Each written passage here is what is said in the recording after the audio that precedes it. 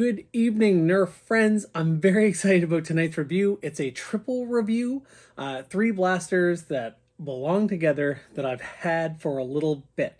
Fun fact, they actually just went on sale. I keep all of my receipts, so I was able to get a bunch of money back to go into future blasters. Before I get into the blasters and what they are, I'm sure you have one question, and that is, are you going to wear your own merch you got for Christmas every video? No, I am not. It's still new, and I like it. We are going to talk about Dragon Power. We're going to talk about the Fireshot, a solid little one-shot pistol. We're going to talk about the Emberstrike, by all accounts, a beautiful blaster that works really well too. I can't wait to open this up. I've actually been putting off doing a best of the year just because I haven't used this yet. And last, maybe least, we have the Skyblaze. Would I get this if it wasn't part of a D&D set?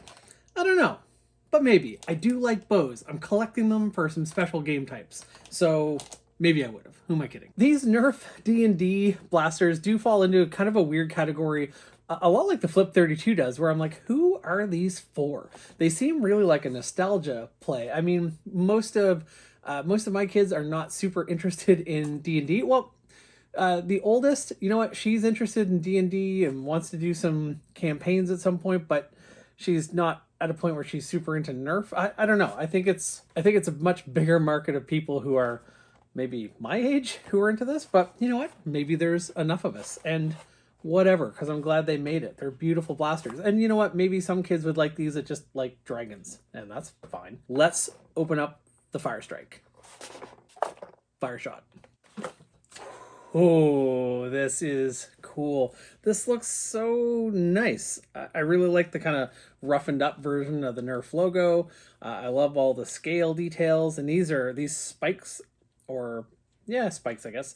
They're a soft rubbery plastic. These are really, really nice. We have that dart storage, a pretty comfortable grip. You know what? I really like that they've cut out this little notch here that makes my adult pinky finger actually fit. I mean, it rubs on there quite a bit. It would be better if it was just a little bit bigger, but I mean, hey, that's a small gripe. This is probably one of the best ones of the series, really, to give to a kid. T-prime in the back. We'll put in a dart. I really like these darts. They have kind of a translucent head to them, and the red matches the blaster really nicely, and the storage on the fins is really cool. Pretty snappy performance, a lot like the Stego Smash. I mean, this is basically just like the Stego Smash. Similar performance, similar, deal. It even has fins on the back. I like this blaster a lot. I'm sure when I put it over the chronograph, it'll definitely be above that 70 FPS Nerf par. The dart storage is a little gimmicky. I don't know that I would keep darts like that running around. Maybe I would. I really like this. I mean, I knew I would like it. Just looking at it in the package, I knew it would be solid. The Stego Smash, it's so far away. You've seen it. The Stego Smash, I actually ended up plinking away with that while I was working. It would just sit on my desk, and every once in a while I'd fire a dart at a light switch. Like, these are just good little plinky blasters, and this is $11 right now at Toys R Us. I mean, that's a great price for such a cool looking blaster. And I don't think you'd have to be a D&D fan to like this one. Let's move on. I wanted to keep this brief. This is an 8-dart pump action dragon themed blaster. It's really cool. It has, I don't usually care too much about box and artwork on the box, which is a little bit ironic being a graphic designer, but I mean, I shouldn't say I don't care about it. I do. I think it's nice when it's nice, but I'm rarely compelled to keep it. And these are so cool that I'm like, oh, should I do something with these?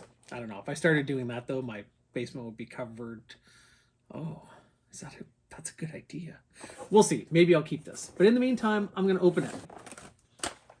Oh, this is like if space aliens met up with dragon technology. This blaster actually feels so neat. That's a surprisingly short prime. But anyway, we'll get to that part. Again, we have these cool scales, little translucent bits in the handle. It'd be really cool to mod this to put some lights in there. Kind of begs to have that. We do have some dart storage here in the stock. That's kind of neat. I don't know how practical it is. We have that paint on one side, just that logo bit. I love a cylinder pistol. It's kind of neat to have this as a kind of shotgun style, or pump action anyway, not really a shotgun. It's only firing one at a time. I'm going to open up the darts. I didn't do that yet. So you get twice as many darts as you need to fill it, which is nice. Hyper. I don't know how practical that is, but it's neat. I like it. I love that it's hidden away when you're not using it. Let's load up the front of the blaster. I will say, with all the translucent bits, like the tip of the dart heads and these scales and the translucent bits in the handle and translucent bits under here, this thing was really begging for some lights. I would really wish that we could get some more lights and sounds going in our Nerf blasters. Not Mandalorian style, but more in the style of that smaller Star Wars pistol, or the Zombie Strike, the Volt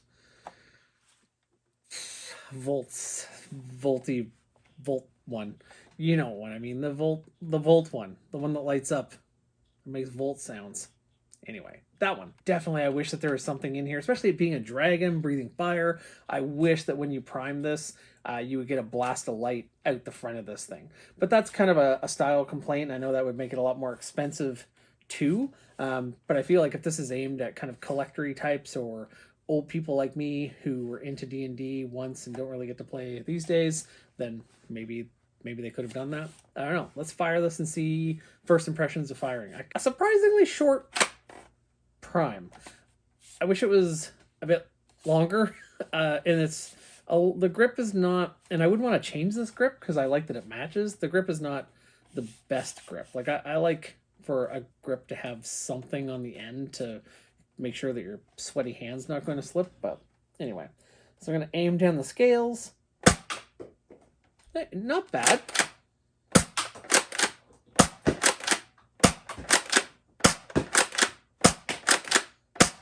Oh, there's the target. Just doing a quick insert. Shame on me if I didn't mention, for people who care, it does have slam fire.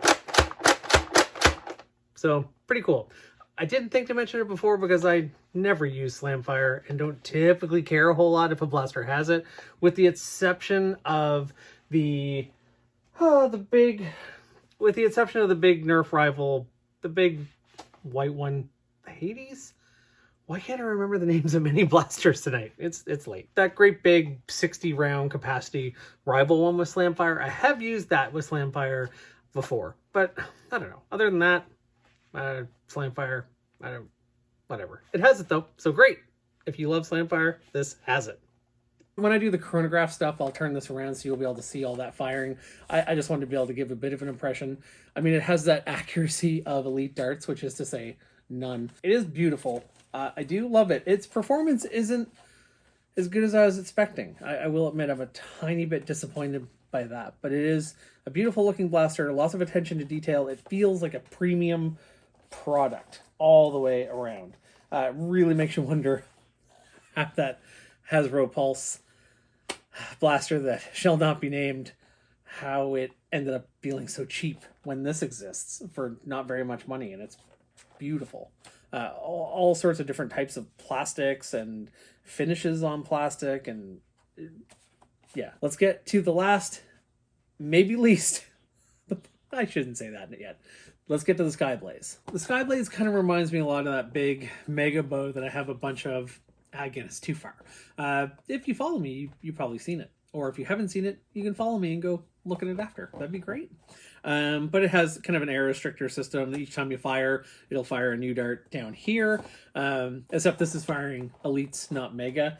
Might have been cool if they'd done a different type of dart, but I'm sure they were already very invested in those red fancy darts. Let's open up this bow and see what we think. Ooh, all right. This does look really cool. I like that it had a little tag on it that said "Do not cut cord," because that would suck. This is similar to most of the Nerf bows that I've used. I'm weird holding this in front of my face. It's weird. Where do I put it?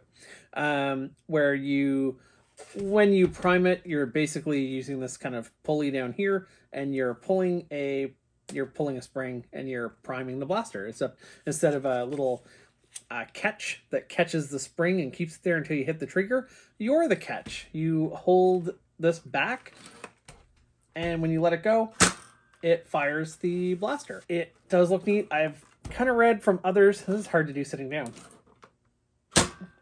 I have read from others that it does tend to flick you in the wrist a little bit after firing it a bunch, which that's all the Nerf bows that I've used. I think because for the most part, they put the handles so close to where the string ends up going, as opposed to in a traditional bow, your hand would be up a lot farther. That's probably why.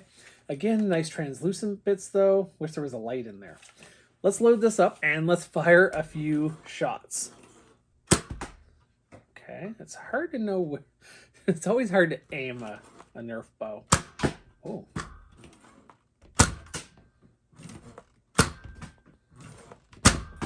It's uncomfortable on the finger. And it is pretty flicky. It has a rubber guard on it, and I kept trying to pull my finger on the part of the string that's covered in rubber, but it kept flipping around, so I'd be pulling the string with the bare string on my finger. I mean, again, I'm not that delicate. Doing it a few times is fine, but if you were doing it a bunch, or if you were a kid, my kids do not generally like discomfort at all. It fired in a pretty zippy manner. It's just it's fairly hard to aim. Bows are what they are. They're just kind of more of a fun gimmick than anything. And I always stand by, you can make any blaster fun and find a purpose for it if you're playing games. I have a game that I've only gotten to play it a couple times, and as I grow my bow collection, I can do bigger and bigger scale where I give 1 or 2 people full auto things like a Percy's or yes, and maybe a Jupiter, anything high capacity, and then I give way more people a bunch of bows, and it's kind of a, you know, technology versus old school scenario, and I think it's been really fun the time we've gotten to do it. It's weird to fire.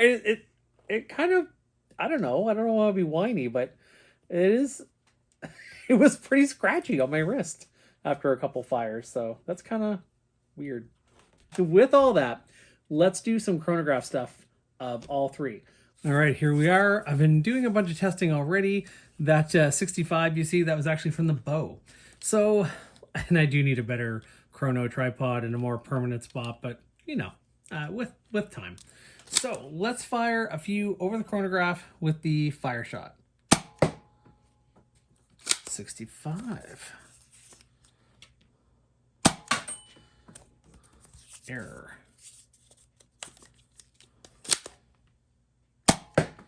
68. 69. I swear I had a couple 70s. 68. Duplicate. I'll do one more. I mean, it's duplicate. I mean, it's pretty consistent. I'm hesitant to say that it's, you know, underperforming because I did have some 70, 71s. Pretty solid, pretty much what I expected. And let's fire a few over with the Emberstrike. 76. 72.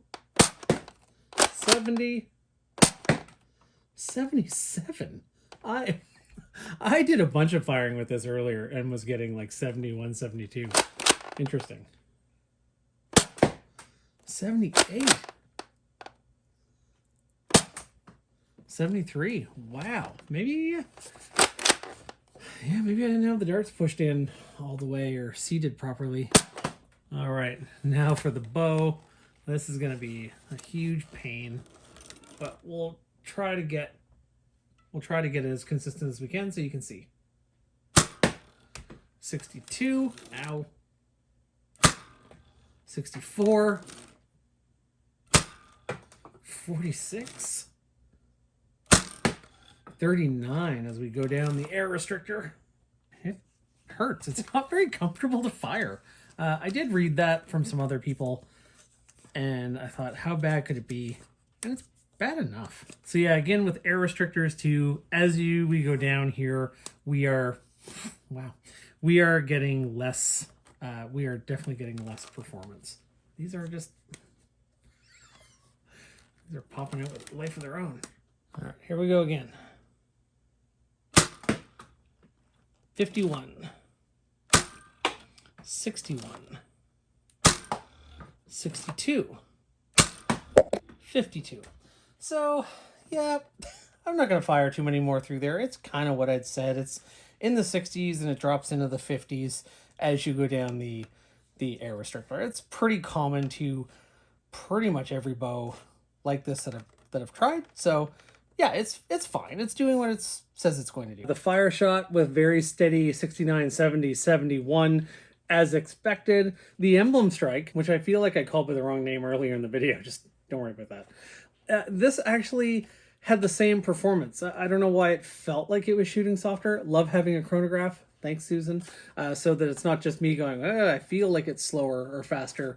It was performing about the same. So pretty solid performance. And that's all we can ask is the performance on the box. Man, I would love to have kind of a more future themed blaster or a few reskins of this same structure of blaster because it is awesome. Skyblaze didn't chalk up bad performance. I was getting, mid 60s, a high 60. I did a bunch of shooting with it. It wasn't bad. It was in the 60s for a bow. It's just, it did get uncomfortable. I wouldn't use it a lot. I wouldn't use any bow that much unless I was desperate to be on a theme of using a bow. And then if I was, I don't know that this would be the bow. I like bows. It doesn't sound like I do, but I like them for what they are. And I know what they aren't. So which one's my favorite? That's a tricky one. It's not this one. Is it the Fireshot? I do love just a simple one-shot blaster. Have a bunch of darts in a dump pouch or in your pocket, and you can reload pretty quickly and fire accurately, and they're just a solid little blaster. I love these, and you could never go wrong recommending getting this for someone, because if they don't like it, this was $11. This is the kind of Nerf that people really should start with. It's just good solid Nerf, like those big monstrosity ones, like even the Flip 32. That's just going to go on a shelf. No one's going to keep using that. I don't know who it's for, but it's not for a kid to play with every day of the summer. Whereas this could be. Since I already kind of have this in the Stego Smash and a few other blasters, I think I'm going to say that my favorite is the Emberstrike. This one just, to me, brings a little something new to the table. I like this blaster a lot. This would end up getting played with in the backyard a bunch.